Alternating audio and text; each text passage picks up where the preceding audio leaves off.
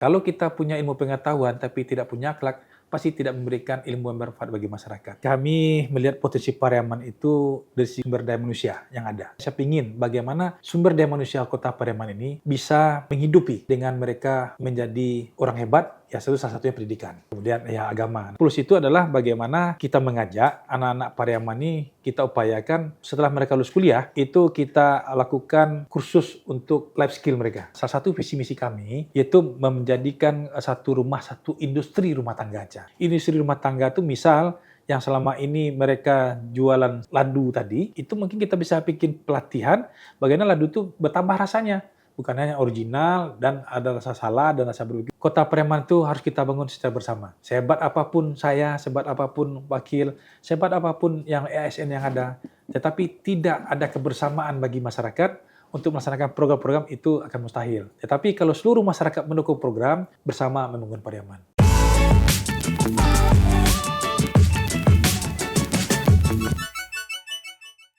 Halo sahabat kompas.com, kembali lagi bersama saya Monica Rosa di Nusaraya. Hari ini kita berkesempatan nih untuk ngobrol-ngobrol langsung dengan Wali Kota Pariaman. Halo Pak Wali, gimana kabarnya Bapak? Halo Mbak Ocha, Alhamdulillah baik. Alhamdulillah, terima kasih sudah hadir di studio kompas.com. Terima kasih juga Mbak Ocha. Oke, kita akan ngobrol-ngobrol ya Pak ya. Bapak kan memulai karir sebagai birokrat ya Pak ya, kemudian terjun ke politik. Kira-kira apa sih Pak bedanya? Mungkin bisa diceritakan. Wah, kalau bedanya jauh Mbak. Kalau birokrat itu kita berada di tatanan administrasi. Nah, kalau kita politik, kita berada di tatanan kebijakan. Ya, alhamdulillah saya kemarin itu sebelum terjun ke politik, saya sekda. Sekda itu kan ibaratnya udah pimpinan dari seluruh ASN. Nah, jadi sekda itu ternyata membidangi tentang administrasi pemerintahan. Nah, mungkin dari keuangan, perencanaan, serta pelaksanaan. Nah, kalau kita di politik, kita punya kebijakan, bagaimana kebijakan kita ini bisa menyentuh kepada masyarakat. Bedanya di situ ya Pak ya? Situ terlalu bedanya. Oke, gimana nih sejauh ini udah berjalan, enjoy Pak? Atau gimana Pak? Alhamdulillah enjoy. Kenapa? Setiap pekerjaan kalau kita tidak nikmati, itu pasti bikin kita sedih, bisa kita ketakutan. Makanya apapun yang terjadi, kita nikmati sehingga pekerjaan itu bisa berjalan dengan baik. Oke, nah Bapak kan juga salah satu putra daerah dari Pariaman Pak. Iya. Kalau selama ini keresahan yang Bapak temukan gitu sebagai putra daerah dan yang ingin Bapak benahi itu apa Pak?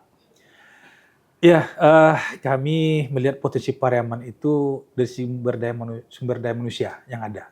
Sumber daya alam ibaratnya masih kurang, kita ada potensi laut, cuma potensi perikanan dan potensi pertanian. Nah, itu yang bisa kita angkat, kita jadikan tempat mencari hidup atau ekonomi masyarakat. Nah, jadi dengan adanya seperti itu, makanya saya ingin bagaimana sumber daya manusia Kota Pariaman ini bisa menghidupi dengan mereka menjadi orang hebat, ya salah satunya pendidikan. Kemudian ya agama. Nah, itu dengan SDM kita naik, ya mungkin di situ kita bisa memperbaiki kehidupan masyarakat Kota Pariaman. Oke, berarti memang fokus prioritas Bapak nih ke sumber daya manusia, keagamaan juga, sama tadi potensi-potensi ya. Yang ada kita ini harus kita gali. Oke. Nah, ini kalau kita riset Pak, Bapak ada program Saga Saja Plus dan Bimbel Sekolah Kedinasan yang jadi andalan nih untuk 100 hari pertama kinerja Bapak. Itu tantangan terbesarnya apa Pak? Iya, tantangan terbesarnya seandainya nanti Saga Saja Plus itu kan kita tes. Nah, kadang-kadang nilai anak-anak itu kan pada banyak semua tuh, bagus-bagus. Nah, tantangan terbesarnya kalau seandainya ini mereka lulus, berarti kan ada pendanaan yang lebih banyak kita keluarkan. Nah, tapi kita tidak perlu khawatir juga. Nah, mudah-mudahan apapun yang niat kita lakukan, dengan kondisi mereka lulus itu lebih banyak, ya berarti ada sumber daya manusia Kota Pariaman yang bisa lebih meningkat. Nah, kemudian ya tantangan itu ada yang kita rasakan, mereka setelah lulus belum bisa melakukan pekerjaan sesuai dengan apa yang mereka cita-citakan waktu kuliah. Makanya saya bikin plus itu adalah bagaimana kita mengajak anak-anak Pariaman ini, kita upayakan setelah mereka lulus bekerja, setelah mereka lulus kuliah, itu kita lakukan kursus untuk life skill mereka. Oke, Nah, soft untuk soft skill-nya ya. skill, life skill yang juga saya sampaikan. Nah, juga termasuk yang bimbel. Bimbel itu kan tidak semerta mereka masuk bimbel langsung lulus. Nah, ini kita perlu memberikan pembinaan, memberikan masukan dan sosialisasi kepada masyarakat bahwasanya bimbel ini hanya fasilitas untuk mereka bisa bersaing dengan anak-anak yang akan ikut tes ikut sekolah ikatan dinas. Nah, jadi Oke. pokoknya kita berupaya lah bagaimana dengan bimbel ini bisa berhasil minimal 50%, maksimal 50%, ya minimal 20% udah bisa masuk sekolah ikatan dinas lah. Dan hari ini bimbel kita sudah terlaksana, itu ada 2 orang yang masih menunggu kelulusan dari Bintara TNI. Oke. Mudah-mudahan ada nasibnya, mereka lulus dan bimbel kita, ya kita anggap sudah bisa mengakomodir kemauan dari masyarakat. Oke, berarti fasilitas ini tuh untuk semua untuk semua di Pariaman atau memang untuk mereka-mereka anak-anak yang memang membutuhkan, Pak? Kita berikan kepada anak-anak yang miskin, yang Oke. datanya terdaftar di DTSN. Ya, dulu kan DTKS ya, sekarang DTSN namanya. Nah, oke. Berarti nanti di situ emang Di ada situ kita filtrasi lihat, ya? iya filtrasi ya. Nggak semua Mbak ya. Oke. Sejauh ini apa Pak yang menjadi kendala ya? Di program ini kan baru berjalan, kendala yang ditemukan di lapangan tuh apa Pak? Sebenarnya kendala nggak ada yang terlalu berarti, cuman kendalanya bagi kita ya seperti saya sampaikan tadi, misalnya kan rata-rata kita menargetkan untuk di luar daerah itu dia minimal 10, maksimal 10. Nah tiba-tiba kan ada nilainya tuh, nilainya yang hampir bersamaan, ada 20 orang gitu misalnya. Nah ini kita kan nggak mungkin juga semerta udah kita potong, nggak mungkin. Nah kita makanya dari pendanaan itu ya kita berupaya juga mencari induk semang atau istilahnya orang tua angkat, orang tua asuh, biar mereka ini bisa diberikan bantuan dana oleh orang tua asuh tadi. Nah, kalau kendala dari masyarakat kami rasa tidak ada karena antusias masyarakat itu luar biasa. Karena anaknya selama ini dengan kemampuan ekonominya, mereka tidak sanggup menyekolahkan, kita tanggung seluruhnya oleh pemerintah daerah. Luar biasa Pak, Iya. berarti memang sambutannya sebenarnya positif. Positif, alhamdulillah positif ya. Oke, nah menariknya lagi nih Pak, Bapak punya program satu rumah satu hafiz ya Pak ya. Ini awal mulanya dasarnya apa Pak? Sampai Bapak kayaknya harus ada program ini nih. Nah ini unik juga nih Mbak Aca. Saya jujur aja sebagai wali kota, memang sebelum saya jadi wali kota tuh saya sering terlontar di mulut saya. Sama istri, udah saya maju jadi wali kota ya. Nah ketika anak saya alhamdulillah yang besar, dia hafal 3 juz, dia nanya salah satu ayat sama saya. Surah An-Naba. Dia tanya, "Pak, betul nggak suratnya, Pak?" Saya jawab langsung, "Betul." Nah, istri saya langsung nyolek saya. "Dah, kenapa cepat bilang betulnya?" "Ya, saya nggak hafal surah An-Naba," saya bilang. Nah, makanya saya punya cita, saya sampaikan, seandainya saya jadi wali kota, saya pingin anak-anak di kota Pariaman ini bisa jadi penghafal Al-Quran. Nah, makanya ketika kami mau maju dengan pasangan Pak Mulyadi, saya sampaikan, saya mau visi misi untuk kita, salah satunya adalah satu rumah satu hafiz. Kenapa? Dengan adanya satu rumah satu hafiz, anak-anak ini adalah orang yang bisa berakhlak mulia. Kalau kita punya ilmu pengetahuan tapi tidak punya akhlak, pasti tidak memberikan ilmu yang bermanfaat bagi masyarakat. Tetapi kalau kita punya ilmu dan kita punya akhlak yang mulia, ilmu kita ini bisa dimanfaatkan oleh orang banyak. Makanya saya ingin satu rumah satu hafiz itu dengan visi misi kami yaitu risalah, beriman, soleh dan berakhlak. Oke, berarti memang ada background Iya. itu tadi ya Pak, ada cerita di balik program ini. Nah, program ini kan sudah berjalan ya Pak ya? Iya. Nah, ini yang disiapkan dari Pemkot tuh kira-kira apa Pak agar bisa mencapai program ini? Jadi yang pertama itu kita menyiapkan data dulu. Kita data seluruh masyarakat yang anak-anak mulai dari tingkat TK, SD ada di rumah masing-masing. Nah, sekarang sudah di jalan dan sudah ada terdata. Kemudian kita tingkatkan kerjasama dengan Kemenak dengan TPA atau MDA yang ada. MDA, MDW dan MBTU di Kota Pariaman. Nah, itu kemudian kita berikan mungkin nanti tambahan insentif bagi guru ngaji, sehingga seluruh MDA itu nanti bagi anak-anak sekolah dasar yang mau masuk sekolah SMP, itu kita minta sertifikat bahwasanya mereka sudah menjadi penghafal Al-Quran atau sudah minimal karena kita nggak bisa paksa juga Caya. Target saya memang minimal satu keluarga itu sudah satu juz hafiznya. Tapi kan tidak semua kita manusia diberikan oleh Allah bisa menjadi penghafal Al-Quran. Tetapi minimal mereka sudah belajar di MDA dan itu sertifikatnya kita jadikan untuk mereka bisa mendaftar di sekolah SMP. Baik. Dan alhamdulillah sambil berjalan kemarin dalam 1 hari program kami, itu lebih kurang 4.000 sampai 5.000 orang anak-anak yang akan masuk sekolah SMP itu rata-rata sudah belajar di MDA dan punya sertifikat. Beliau rata-rata sudah hafiz, ada yang hafiz setengah juz, ada yang hafiz 1 juz, malah ada anak SD itu yang udah hafiz sampai 7 juz. Nah, itu gimana Pak mendorong masyarakat untuk menyambut positif ya dan berantusias gitu? Apakah memang ada insentif atau dukungan khusus untuk keluarga yang memang aktif di program ini? Ya, buat keluarga belum, tapi buat masyarakat itu kepada anak-anak yang sudah penghafal atau hafil Quran, kemarin kita sudah melaksanakan kegiatan cerdas Quran. Nah itu saya sampai nangis loh Cah, ngelihat ada seorang anak SD yang sudah habis 3 juz, itu orang tuanya nggak ada. Ya, orang tuanya nggak ada, ya mereka bisa belajar Al-Quran, bisa belajar pendidikan formal. Nah itu kan sangat luar biasa sekali.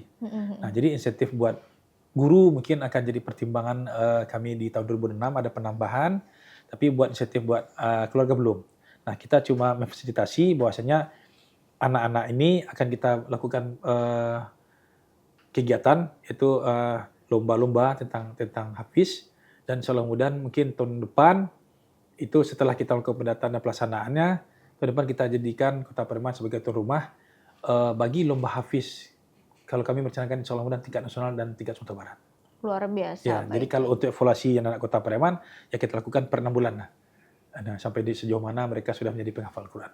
Oke, nah ini kan berarti bersinergi juga ya Pak dengan sekolah, surau, lembaga pendidikan. Nah, Bapak tadi sudah mention sedikit terkait insentif ke guru gitu. Kira-kira apa lagi Pak yang dipersiapkan nih untuk guru-gurunya siap melaksanakan program ini gitu? Apakah ada sosialisasi tambahan atau pelatihan dari Pemkot? Ya, kita juga melaksanakan pelatihan. Kemudian bagi guru-guru itu nanti kita akan sampaikan setelah pendataan ini, Cah. Setiap mungkin kita bikin maghrib mengaji, mungkin kita upayakan dulu minimal 1 kali seminggu. Nah, dengan maghrib mengaji itu anak-anak bisa langsung dievaluasi oleh gurunya sejauh mana mereka menjadi penghafal Al-Quran di kegiatan sholat maghrib sampai sholat isya. Mungkin kita ambil kalau selama ini kan kita sekolahnya 5 hari. Nah, 5 hari mungkin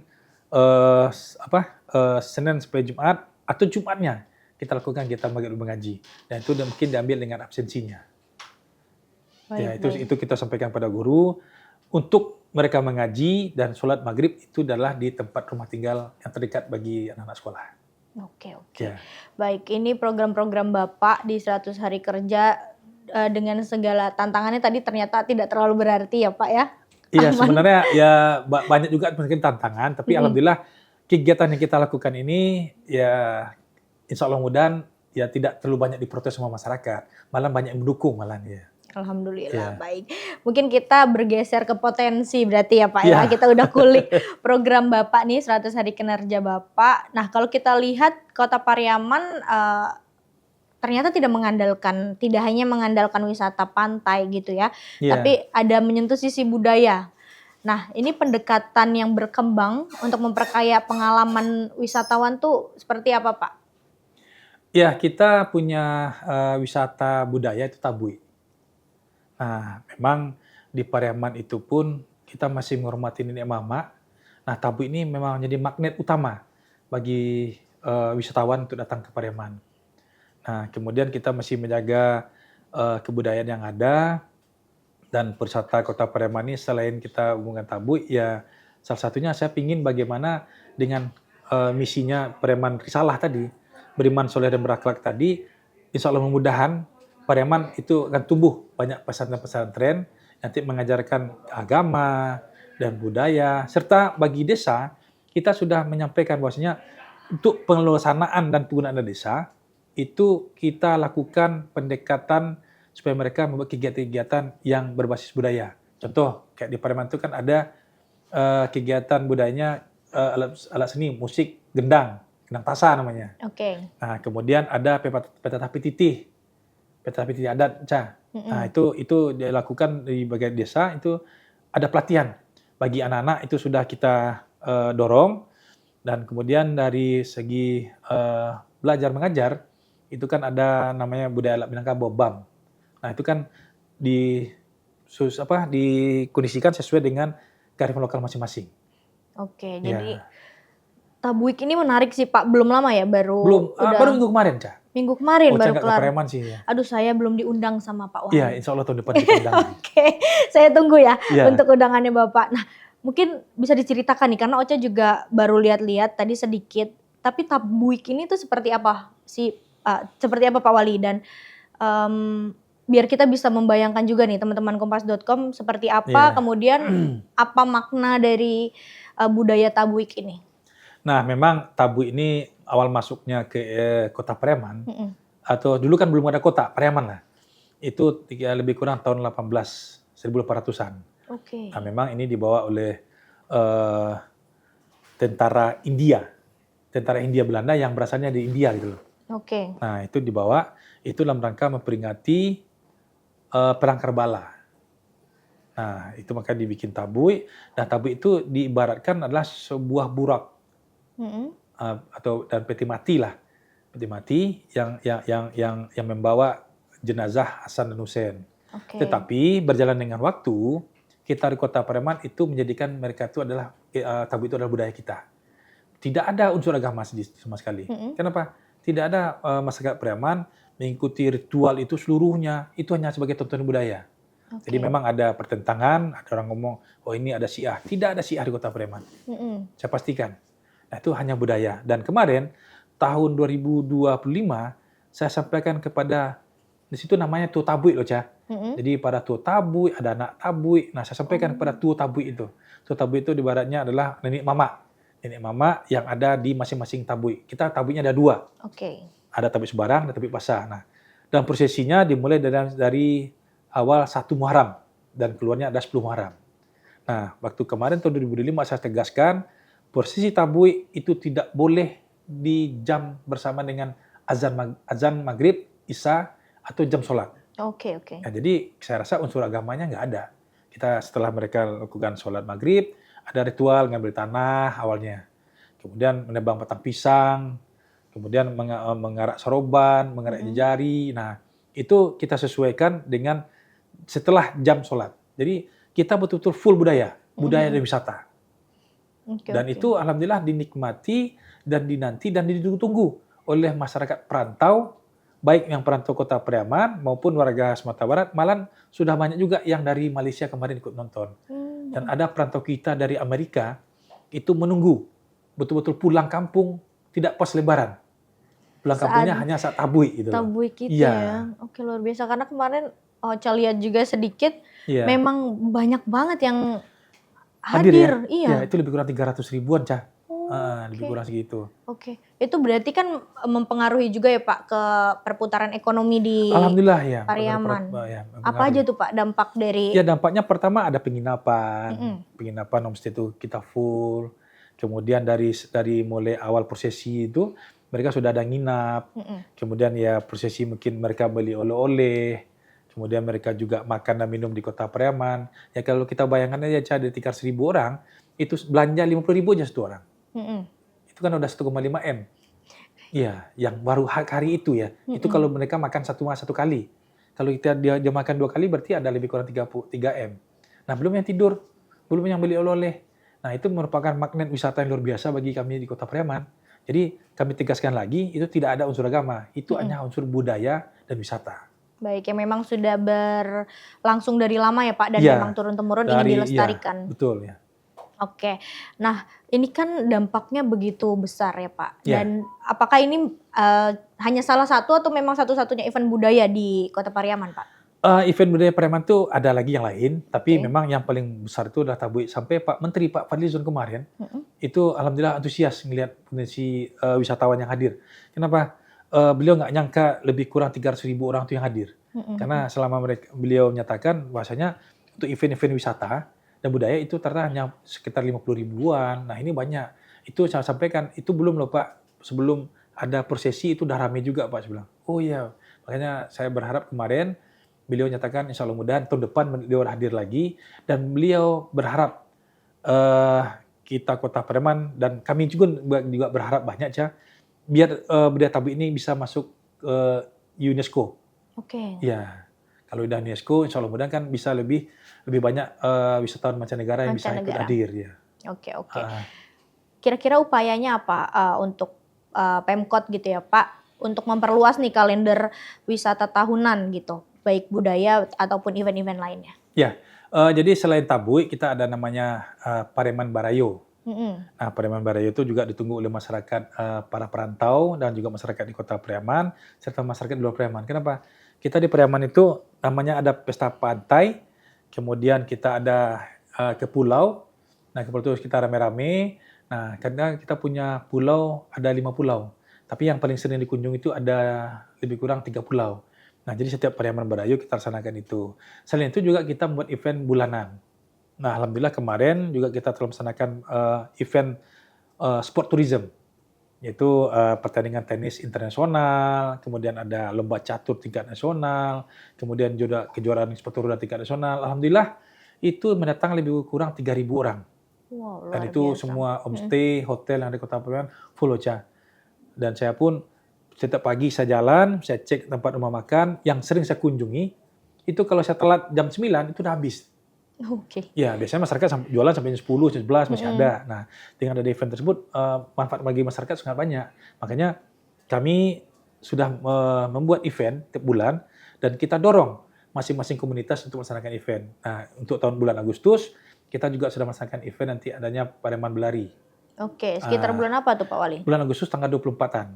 Oh, oke. Iya, bulan Agustus kita laksanakan dan itu kan beriringan dengan event-event lain. Dan malahan sebulan sebelum ini kita juga sudah membuat kegiatan event permainan anak negari itu karena saya baru dilantik, kita bikinlah eventnya antar daerah, cuman yang hadir baru kota dan kabupaten.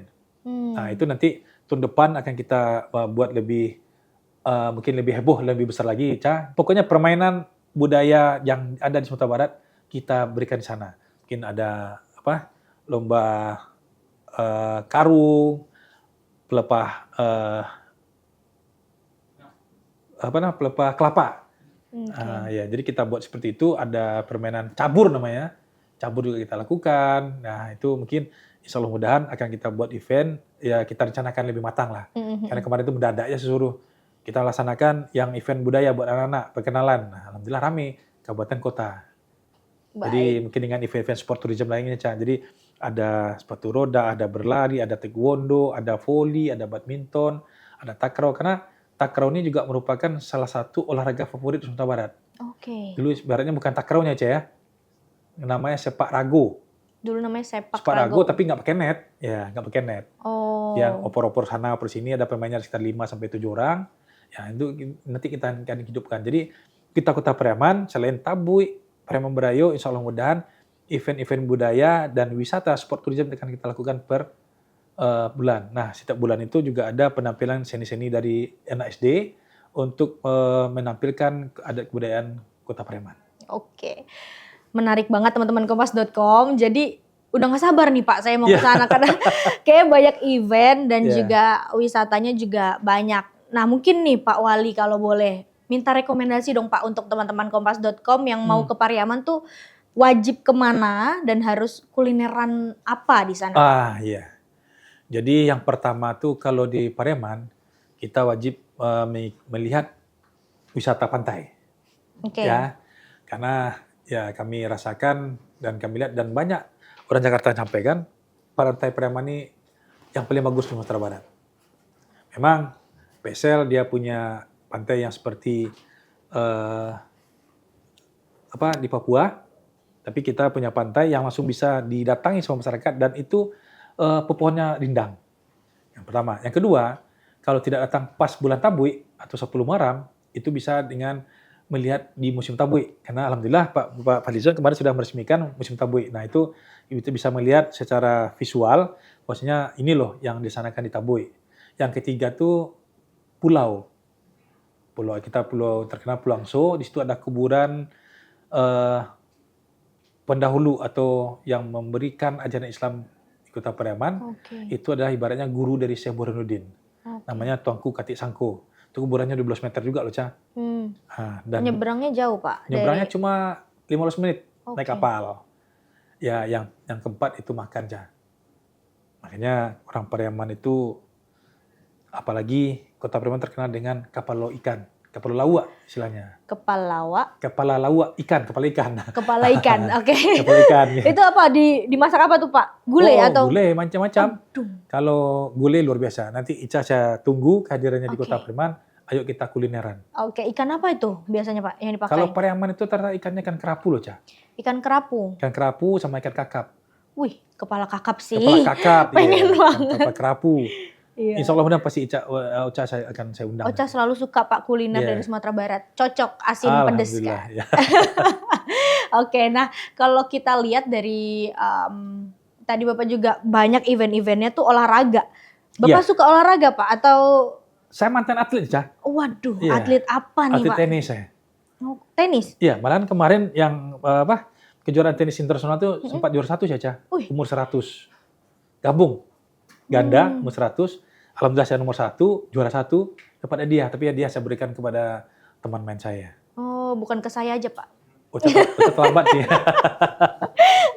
Oke, ternyata Bapak atlet nih, teman-teman Kompas.com. Makanya dari tadi juga banyak event-eventnya olahraga karena mungkin Bapak juga suka olahraga. Oke, potensi lain Pak, selain wisata kan memang ada di pertanian gitu ya Pak ya? Nah ini gimana nih Pemkot memaksimalkan potensi pertanian yang ada di Pariaman? Nah dengan pertanian ini kita juga akan memaksimalkan. Kenapa saya sampaikan? Sebenarnya beras kita itu termasuk beras unggulan di Sumatera Barat. Tetapi karena lahan itu tidak terlalu besar, ya makanya kita membuat beberapa kegiatan bagaimana Kota Pariaman ini memanfaatkan lahan yang ada. Dan kita mungkin ibaratnya akan membuat satu terobosan, apakah namanya lahan sawah murah, kemudian sawah yang tidak memakai lahan yang terlalu besar. Nah itu kita kolaborasikan dan sudah kita instruksikan kepada Dinas Pertanian supaya memanfaatkan lahan ini dan minimal bisa kita memenuhi kebutuhan masyarakat Kota Pariaman. Minimal, kalau bisa ya kita bawa keluar juga. Jadi itu cara untuk meningkatkan produksi masyarakat ya Pak ya? Iya. Di sana terjadi ini nggak Pak, krisis petani? Kan sekarang banyak nih di daerah-daerah yang memang sulit mencari petani Pak. Alhamdulillah enggak. Malahan kita sudah punya rencana akan melaksanakan kegiatan pelatihan kepada anak-anak muda untuk menjadi mereka tuh jadi petani milenial. Kalau sekarang udah Gen Z ya apa ya? Gen Z Pak. Gen Z ya. Kita akan upayakan dan insya Allah mudah kita akan mengumpulkan dan itu sudah dibuat rencana oleh Dinas Pertanian bagaimana anak-anak itu bisa menyintai pertanian dan sekarang sama-sama kita lihat loh Ca. Yang bisa membuat kita tuh bisa bertahan itu adalah pertanian, peternakan dan perikanan. Kami rasa IT pun nanti udah tergantikan yang AI juga. Iya benar Pak. Dan ya alhamdulillahnya di sana belum terjadi krisis itu ya belum, Pak. Karena mudah. Waktu pandemi COVID pun kita melaksanakan ketahanan pangan. Alhamdulillah ya ada sih dampaknya bagi masyarakat Kota Pariaman. Tetapi karena kita support mereka di bidang pertanian, bagaimana memanfaatkan lahan, ya alhamdulillah ya masih bisa berjalan dengan baik. Oke Pak. Nah Ocha kalau pulang dari Pariaman pasti kan harus bawa oleh-oleh Pak. Iya. Gimana UMKM di sana Pak? Nah UMKM sana alhamdulillah sudah mulai banyak yang menggeliat. Kita punya kekhasan loh Ca. Jadi kalau untuk segi pakaian kita punya andalan yaitu namanya sulaman nareh. Itu sulaman yang dibuat dari tangan. Itu memang agak lama 3 bulan, 4 bulan baru selesai dan itu tergantung rumitnya model sulaman. Nah kita juga punya batik, itu batik sampan. Nah kita juga punya makanan khas, itu salalawak. Nah salalawak ini kita sudah memberikan pelatihan bagaimana salalawak ini bisa dinikmati oleh masyarakat luar Kota Pariaman dengan menjual tepungnya. Salalawak itu dari ikan loh Ca. Jadi kita bikin tepung ikan, jadi orang di luar nanti Pariaman bisa membawa keluar dan itu tinggal dicampur air, diaduk, dibulatin, digoreng, tinggal jadi sala. Nah, juga makanan kita juga ada namanya ladu. Ladu. Ladu ya, itu terbuat dari tepung beras. Nah, jadi makanya saya sampaikan padi itu kadang-kadang kita suruh pertanian untuk bisa lebih banyak produksi, karena untuk bikin ladu tuh juga membutuhkan beras. Nah, itu dijual dan itu sudah juga banyak rasanya sekarang. Udah rasa salah, kemudian rasa original, dan juga ada mungkin ada udah di pelatihan ada rasa barbeque dan segala macam.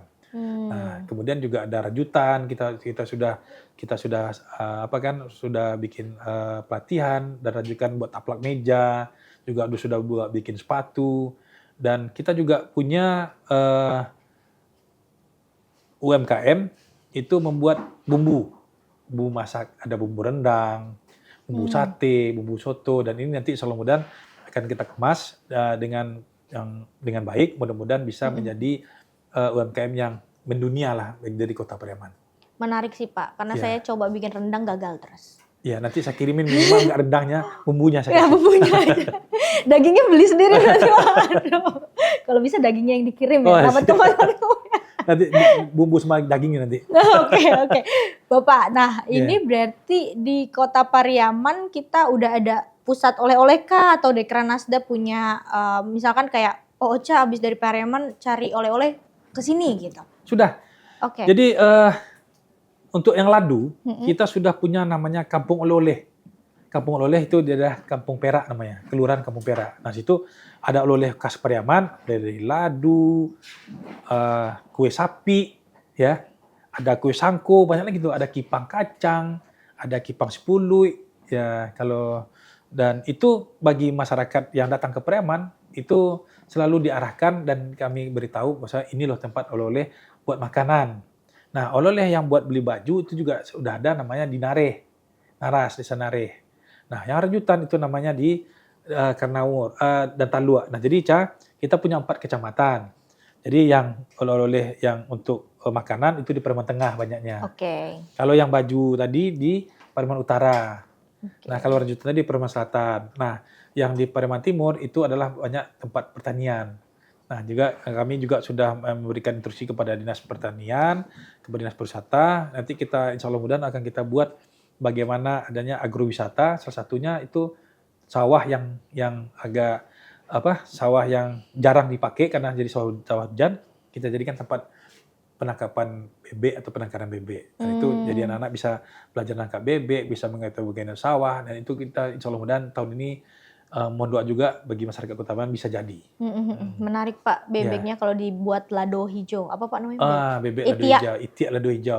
Itiak lado hijau. Iya. Kalian harus coba guys. Itu enak banget, terngiang-ngiang masih. Oke, berarti kalau tempat oleh-olehnya tuh udah ada pusatnya masing-masing. Itu binaan Dekranasda semua. Oke, luar biasa Pak. Nah, sekarang nih di tengah keterbatasan yang ada, kemudian tantangan yang dijumpai sama Bapak. Kira-kira apa sih Pak hal yang paling ingin Bapak perjuangkan sampai di akhir masa jabatan Bapak? Ya, saya seperti saya sampaikan tadi, yang pertama tuh saya tetap memperjuangkan bagaimana SDM Kota Pariaman ini lebih baik dan lebih meningkat. Kemudian ada akhlaknya dan juga pasti perekonomian untuk kesejahteraan masyarakat. Nah, perekonomian masyarakat ini tadi ada sarana, ada bantuan modal. Nah, salah satu visi misi kami yaitu menjadikan satu industri rumah tangga aja. Satu industri rumah tangga ini bukan kita Kota Pariaman, saya wali kota, membuat satu industri, bukan. Industri rumah tangga itu misal yang selama ini mereka jualan ladu tadi, itu mungkin kita bisa bikin pelatihan bagaimana ladu itu bertambah rasanya. Bukan hanya original dan ada rasa salad dan rasa barbeque. Mungkin ada tambahan rasa kejunya, rasa segala macam. Begitu juga dengan mereka kalau seandainya di situ membuat makanan. Nah, selama ini mungkin jual gorengan misalnya ya. Kalau mereka jual gorengan, bagaimana gorengan itu bisa tahan 1 hari 2 hari, nanti kita lakukan pelatihan juga dan rasanya pun berbeda. Nah, itu yang kita akan dorong bagaimana supaya masyarakat ini bisa betul-betul menjadi pelaku dan pengusaha lokal yang ibaratnya bertahan hidup dan bisa menjadi lebih berkembang. Jadi kayak kepala ikan aja ya. Kepala ikan mungkin bisa dikirim bisa ke Jakarta, tidak basi. Nah, ini kita cari juga solusinya. Termasuk rendang Ca tadi. Ya. Bagaimana nanti rendang itu tahan, bagus dan ada bumbunya. Bumbunya yang bisa mungkin salah aduk pun masih enak gitu loh. Iya, iya. Nah, ini kita Instan laksanakan, iya. yang mudah Yang mudah, dimasak, iya. rasanya tapi tetap mirip gitu Ya, ya biar Ocha Pak. lebih enak bikin rendang ya. Jadi saya nggak gagal lagi Iya. Pak. Kayak kalau teh talua kayaknya sulit ya Pak ya. Ya, kalau teh Untuk talua di jadi- Palembang itu lebih biasa. Ada teh talua hijau loh, Ca. Kan teh ini belum ada kolaborasi orang lain, di Palembang sudah ada teh talua hijau. Baru tahu tuh Ocha Pak. Ya, makanya Ocha insya Allah akan saya undang. Biar Iya. kita bisa menikmati kuliner Kota Pareman. Iya, Ocha baru coba teh talua original. Iya. Makanya wali Kota Pareman itu harus gemuk, karena makan terus kan. Oh gitu. Ah. Oke. Oke, siap Bapak. Nah, terakhir nih Pak. Iya. Harapan Bapak untuk Kota Pariaman dan masyarakat semua. Silakan Pak. Ya, kami Yota Balat STP BSI wali Kota Pareman beserta Mulyadi berharap seperti yang kami sampaikan sebelumnya, Ca. Kota Pareman itu harus kita bangun secara bersama. Sehebat apapun saya, sehebat apapun wakil, sehebat apapun yang ASN yang ada, tetapi tidak ada kebersamaan bagi masyarakat untuk melaksanakan program-program itu akan mustahil. Tetapi kalau seluruh masyarakat mendukung program, seluruh masyarakat ikut serta dalam bagaimana Kota Pareman ingin maju, kami yakin Kota Pareman ini bisa maju dalam waktu yang cepat. Amin Bapak. Ya, makanya saya punya slogan bersama membangun Pariaman. Luar biasa ya Bapak. Semoga Kota Pariaman semakin maju Amin, Bapak. Ca. Semuanya Amin. semua program Bapak juga berhasil. Amin, Ca. Amin. Terima kasih banyak Bapak sudah Iya, berbincang bersama makasih banyak, Ocha di sama-sama, kompas.com. Mungkin nanti kita bertemu lagi di Pariaman ya Pak ya. Amin, amin, Ca. Insya Allah mudah-mudahan ya. Amin, siap. Baik sahabat kompas.com, begitu obrolan saya dengan Pak Wali yang sangat seru sekali dan semoga teman-teman bisa juga cobain ke Pariaman. Saya Monica Rosa pamit undur diri. Salam Nusa Raya, semangat Bhinneka Indonesia Raya.